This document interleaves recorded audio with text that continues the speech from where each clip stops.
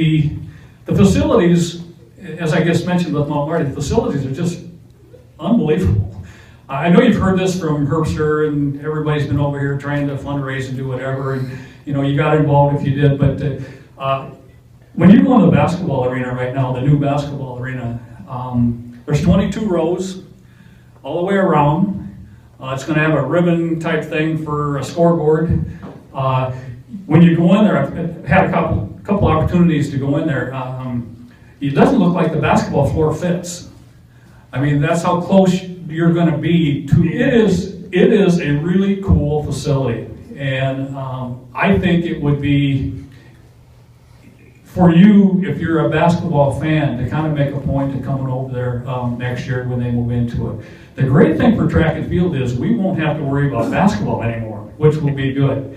To not have them in the dome, I'm not trying to be condescending to basketball, nothing like that, but for them to have their own facilities, the training room, unbelievable training room, weight room, I mean 7,500 square feet. Right now our weight room is about 3,000 square feet.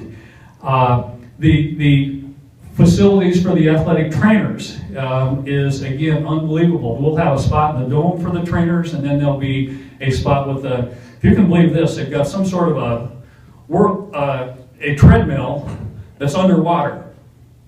Now, I know that sounds crazy, but there's a treadmill for so that you can train kids. Well, there's some buoyancy going on, and so I hope you don't get electrocuted or something like that, but it's so state-of-the-art. The things that are going on over there is just unbelievable, and I think the commitment, an old Irene, South Dakota boy who kind of lived here in Yankton a little bit and moved around, ran for governor, but what Jim Abbott has done for Vermilion and the University of South Dakota is unbelievable. The facilities there and this particular project is phenomenal. A $7.5 million outdoor track / soccer field that's state of the art. What state of the art means is there's so many things, including the 9-lane track that's a bunion surface. The bunion surface is the same surface as they have at the University of Oregon, which I think it's changed since Roger Smith was there, but maybe there's some similarities to it. No, I guess it hasn't changed, okay? But Hayward Field is going to host the next 8 NCAA championships. They have the 2021 World Championships.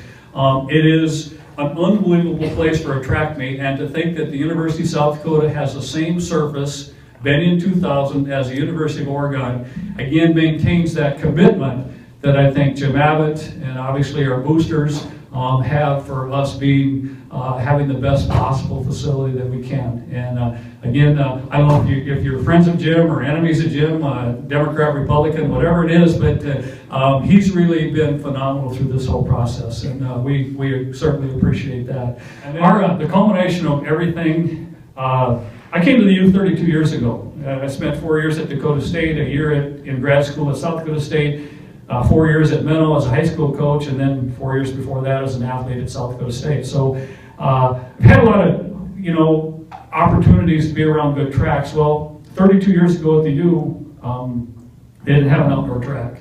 So we've had to use the high school's track, and so we know, like with Mount Marty, you kind of have to share facilities. This is a dream come true, probably for all of our coaches, but for me especially. And I won't break up too much here with it too, but it's a really, really cool deal. If you like the sport of track and field, please come over and help us out. May 12th, May 13th, and May 14th, and I've said that many times to a lot of people, but that's the Summit League Outdoor Conference Championship that I hope we're a player in who wins. I'm not sure if we will be or not, but it's a long time away, but I believe if you like the sport of track and field, this would be a good spot to go to.